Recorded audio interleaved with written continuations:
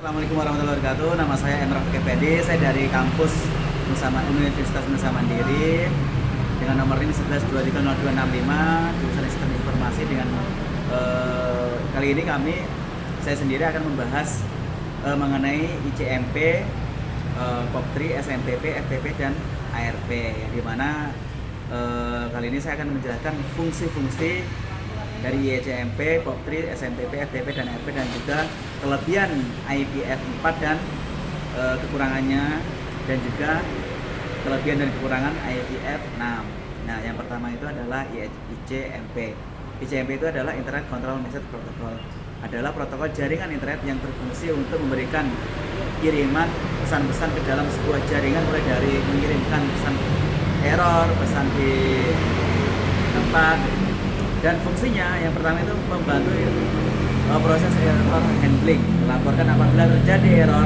Yang kedua, membantu kontrol prosedur atau prosedur pemantauan pada sebuah jaringan.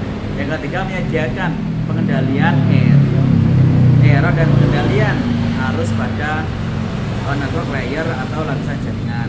Nah, yang kedua itu adalah POP3.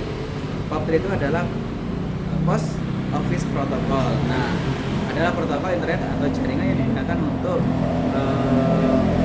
mengetahui surat elektronik atau email dari server email ke perangkat Anda atau klien email.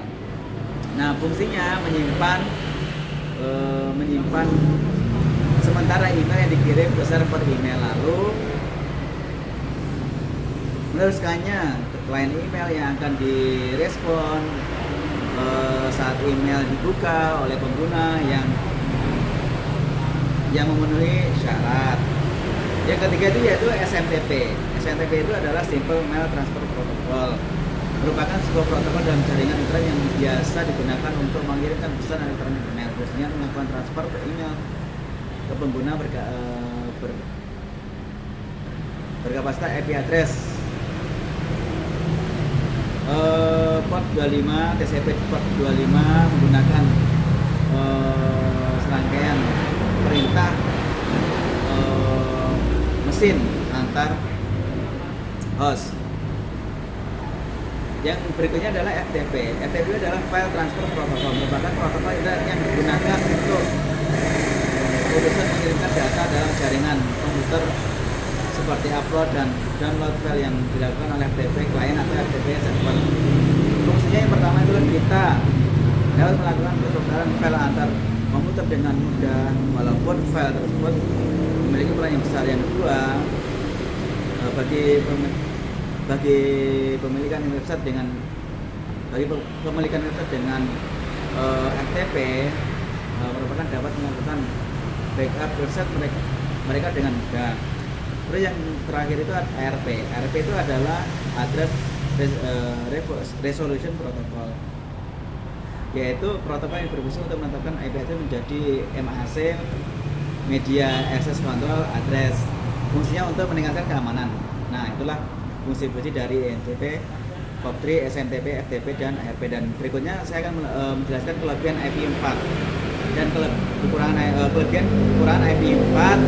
dan kelebihan kekurangan IP6. Nah, yang pertama itu kelebihan IP4. Yang pertama tidak menentukan ukuran paket pada listrik layar dan harus bisa menyusun kembali paket berukuran 576 byte. Yang kedua adalah pengelolaan data informasi yang tidak memerlukan seluruh 32 byte tersebut, melainkan cuma hanya bagian jaringannya saja, sehingga besar informasi rute yang disimpan di router jadi kecil. Nah, kekurangan IP4 adalah panjang alamat 32 byte atau 4 byte. Yang kedua, dikonfigurasi secara manual atau DHCP IP4 ketika dengan terhadap IP opsional, IPsec opsional. Yang keempat, implementasi dilakukan oleh pengiriman pada router menentukan kinerja. Yang kelima, IP4 yang hanya memiliki jumlah 32 byte, jumlah total alamat yang didapat capainya mencapai 4 miliaran.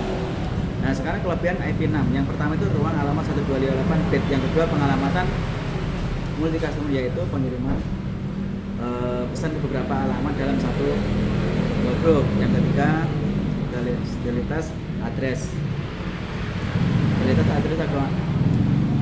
Fasilitas address configuration selain IP6 dapat membuat alamat sendiri tanpa bantuan DHCP F6. Nah, kekurangan IP6 yang pertama itu adalah operasi IP6 membutuhkan perubahan perangkat karena sebelumnya bantu yang mendukungnya. Yang kedua, harus ada pelatihan tambahan serta kewajiban tetap mengoperasikan jaringan IP4 sebab masih banyak layanan IP6 yang berjalan di atas IP4. Nah, sekian dari kami. Wassalamualaikum warahmatullahi wabarakatuh.